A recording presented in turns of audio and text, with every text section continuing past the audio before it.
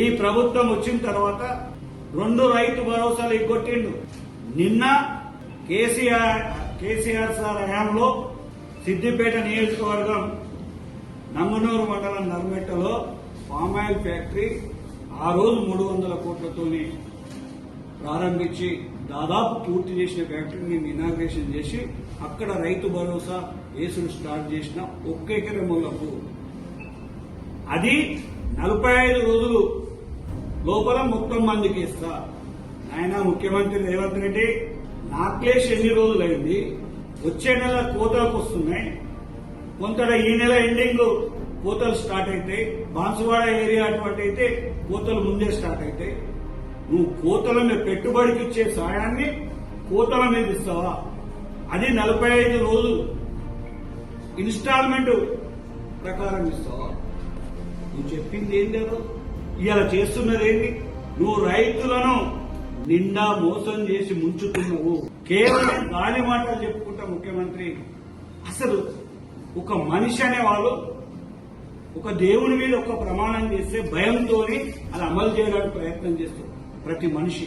ఏ జిల్లాకు తిరిగితే ఆ జిల్లాకు పార్లమెంట్ ఎన్నికలో ఆ దేవుళ్ళ మీద ఒట్టుబెట్టి మరీ చెప్తుంది. ఏమైపోయా నీ మాటలు అని అడుగుతారు.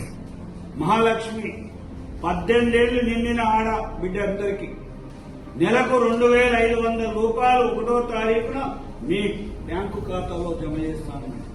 ఇలా 3వ బడ్జెట్ ఆ ఊసే లేదు, దాని ప్రసక్తే లేదు.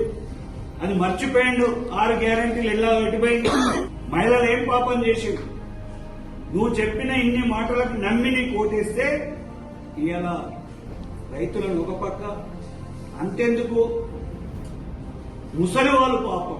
కేసీఆర్ 200 పెన్షన్ 2000 రూపాయలు చేస్తే వికలాంగులకు 500 ఉన్నది 4000 రూపాయలు చేస్తే నువ్వు వికలాంగులకు 6000 చేస్తా అంటే ముసలి వాళ్ళు వితంతు పెన్షన్లు 4000 చేస్తా అని చెప్పి ఏమైపోయాయి? ఎటుపోయాని హామీలు?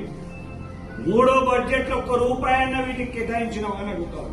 ఒక్కటంటే ₹1 4000 పెన్షన్ కానీ 6000 వికలాంగుల పెన్షన్ కానీ ₹1 బడ్జెట్ లో పెట్టినామని అడుగుతారు.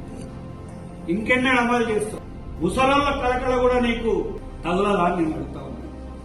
ఇటు రైతులది, ఇటు ఆడబిడ్డలది, వితంతువులది, ముసలి వాళ్ళది, వికలాంగుల కలకల నీకు తగలదా అని నేను